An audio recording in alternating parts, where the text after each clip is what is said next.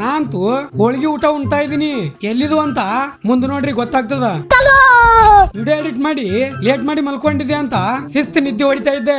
ನಮ್ಮ golden family ಅಕ್ಕ ಕಾಲ್ ಮಾಡಿ ಎಬ್ಸಿದ್ರು. ಯಾಕಪ್ಪ ಅಂದ್ರೆ ಬೆಳಗ್ಗೆನೆ ನಮ್ಮ ಅಕ್ಕ ಮಸ್ತ್ ಊಟ ಕಟ್ಟಿ ಕಳಿಸಿದಾರ.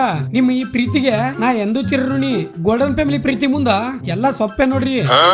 ಅದನ್ನ ಹಾಕೊಂಡು ಮಸ್ತ್ ತಿಂದು ನೋಡಿದ್ರೆ ಒಂದ್ ಸೆಕೆಂಡ್ ಮನಿನೇ ನೆನಪಾಯ್ತು. ಫುಲ್ ಗಿಚ್ಚಿ ಗಿಲಿ ಟೇಸ್ಟ್ ಅಂತೂ. ಏನಂತ ಸಿಟಿ ಸ್ವಲ್ಪ ಹಾಕು ಮರೆಯ ಹೇಳ್ತೀನಿ ತಿಂದು. ಒಬ್ನೇ ತಿಂತ ಇವಿ ಮತ್ತೆ ನಂಗ್ ಕೇಳ್ತಾನ.